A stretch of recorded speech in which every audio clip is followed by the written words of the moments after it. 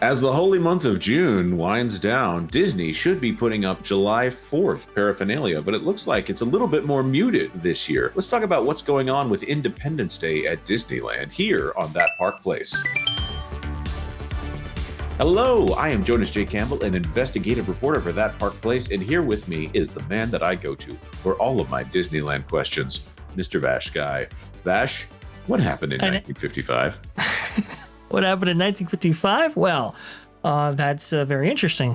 An amazing man, Walt Disney, opened an amazing theme park on July 17th and really just blew the doors wide open on this whole theme park enterprise right here and dedicated it to the hard facts that have created America. So that's interesting. Let's go ahead and go to 2024 and let's see how that exercise has gone here as a transition point. You can see right here, this is, I had to do some investigatory work on this because I wanted to really kind of nail down what the timeline of all these things that have occurred. So you can see right here, this is a Mice Chat update from Dusty Sage here on May 30th of 2022. And by May 30th of 2022, look at that. We have July 4th bunting all up. It's all looking good right here. We can see the various facades and the various light poles and so forth that are covered with July 4th bunting, and it looks great and it looks awesome. And this is something that Disney has done, not just for Disneyland, but also Buena Vista Street at the Disneyland Resort for, I want to say, decades now. They've done stuff like this. They also used to do bunting for the Mark Twain, and the Frontierland facades also got into the action right there. And that is very consistent with Walt's belief that Disneyland, at least according to the opening day speech right here, Disneyland is dedicated to the ideals, dreams, and the hard facts that have created America. It's Americana. And look, he delivers that speech. Look at that. Some of that bunting right there on opening day. You can actually see the Main Street train station has bunting as well in a very similar style than what was presented as recently as 2022. Now, in 2023, they didn't put up any bunting at all because, well, it was the 100th anniversary and they were celebrating it at Disneyland. So that went through the entire year. Everybody thought, okay, well, no July 4th bunting this year, but it'll come back. Oh, go ahead. Okay, so there's two things here that I want to point out. If you can go back to that quote, it's so fascinating here in 2024 as we're recording this video to think that Disney, to all who come to this happy place, welcome. That's very flowery and really reliving memories and savoring the challenge and the promise of the future. All of that is very theme parky to me because, by the way, Disneyland, pretty much first theme park ever. Before this, it was just an amusement park. Disneyland dedicated to ideals. And what are those ideals? Well, in his case, it's an America that is welcoming of all people. But the hard facts, that just sounds so out of place in American culture these days, to the point where I wonder if that is going to be considered an offensive statement here to say hard facts, like a certain person that said, I find it incredibly offensive for you to keep using the word objective truth. This is the kind of thing that worries me about the current company. Like, are they actually going to try to cancel Walt? They're going to try to turn him into that Uncle Walt figure in a way that maybe even he wasn't fully comfortable with that Uncle Walt guy. But then for them to not put up any July 4th stuff last year, I gotta wonder, what's up with California? And I know that from a political perspective, there is a certain side of the political aisle that is more closely associated with the American flag. Have they drank the Kool-Aid so much out there that they actually think that the American flag is a political statement within the United States, like the flag of your own country is a political statement within the parks here? So, what an interesting little demon for California Disney to have to wrestle with here. Well, a couple of things on that, Jonas. You talk about you talk about some and the hard facts right there, and I'll give you some hard facts right now. One, they've already semi-attempted to cancel Walt a little bit. At least they did in 2022, if I'm not mistaken, during the July 17th celebration of that anniversary of the park that year. They usually play Walt's speech over the loudspeakers there, at least in Town Square and in various parts of Main Street. They did not do that year, which was very alarming to a great many people. They fortunately brought that back July 17, 2023. But what they did not bring back was this amazing bunting. Like I said before, that was during the 100th anniversary. Okay, that's fine. But here we are in 2024. This is from a live stream from Barry Place 28, good friend of the channel right here. I'm going to go ahead and skip through here. You can see this was taken, I believe, 10 days ago, so well into the month of June, and we are still lacking any 4th of July bunting on any of the facades down Main Street that we had experienced before. Oh, we get stuff from, Pixar Fest, that's for sure, but we don't actually get that July 4th bunting that really was the mainstay for summers at Disneyland for, like I said, decades to come. Well, now, I mean, when you're in the China parks, right? This is Shanghai, right? So they don't want to offend the Shanghai parks by putting up all of this American flag bunting, right? This is Disneyland.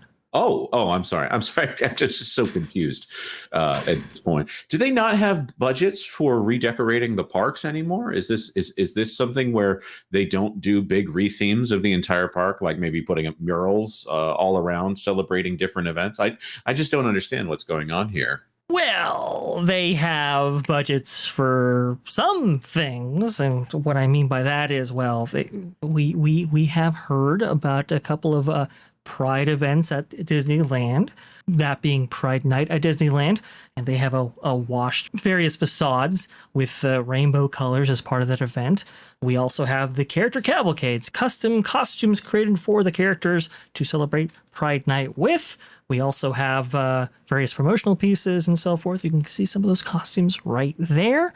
And also, too, Jonas, I believe you gave me an entire article of all kinds of murals that feature Pride Month. And it's like, okay, well, that's fine. I'm not discounting this by any means.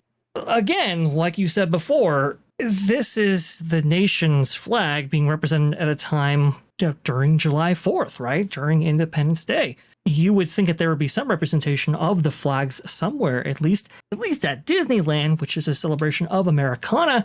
But no, we don't get that. We do get plenty of Pride stuff, but nothing representing the United States outside of the plaque in Town Square and the flag itself, of course. Yeah, and of course, great moments with Mr. Lincoln, a man who famously united the country after the Civil War. His attraction is currently down, right? Right, that's under a refurbishment. They're talking about putting Walt in there, but a nice animatronic Walt that they can fully control, of course. Yeah, yes, a nice animatronic Walt that they can fully control. That is indeed what is, at least theorized, what is going on there, and we have it on good authority that is indeed what is happening. So yeah, the one Americana themed attraction, at least at Disneyland, is currently down. Now, I believe if you're at Walt Disney World, there are a couple of attractions like the Hall of Presidents or even the American Adventure that you can take a part of. But just sadly, at least in Disneyland in California, there is no 4th of July celebration. And again, this goes back just decades at this point. We also heard at Epcot, or at least at Walt Disney World, featuring Epcot and Magic Kingdom, that they have reduced some of the performances of 4th of July celebrations there. Originally, they were going to have, I believe, 2 celebrations on 2 separate nights in Magic Kingdom and Epcot. Those were scaled back. They dramatically reduced hours during this time. And these are very heavily attended. People come from all over the country to be at the Magic Kingdom or at Epcot on July 4th in order to take advantage of some of the best pyrotechnics that Disneyland will ever put on all year. And they've reduced those as well. Right, for a company that is so Jonas, widely associated with fireworks, and for the biggest fireworks day of the year, this is kind of baffling for me. Of course, they've reduced the amount of Americana at the end of the electrical Main Street parade as well. This just seems like a long-term move to try to get away from some of that stuff. Martin Stone, who's obviously on this channel quite a bit, The Lost Guys, if you want to go check that out, it's one of our member exclusive podcasts that we have here.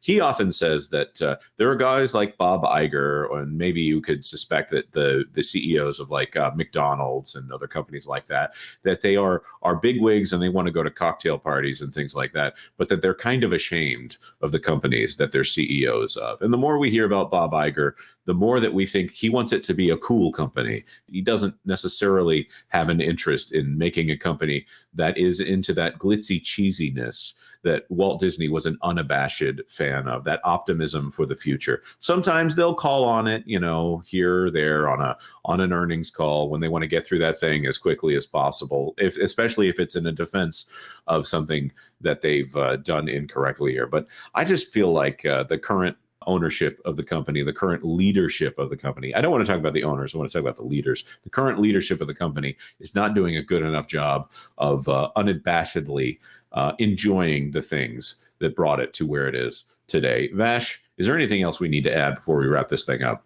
Couple of things to add right here. Little trivia for you. What immediately preceded, I believe, Walt's speech on opening day, I believe you actually see the man right there, a reverend, if I'm not mistaken, actually gives a prayer right before Walt's speech. Now, where do you think you would see that today in the Disney company of today? And by the way, guess who was in attendance for Pride Night last year when the event kicked off? I have no idea. Who was it, Vash? Ooh, well, it was the governor of California, Gavin Newsom, who was actually in attendance there. So, and made a historic appearance and, signed off on Disneyland Forward and so forth. So it is quite fascinating how different of a company the Walt Disney Company is today, especially at Disneyland, than it was almost 70 years ago.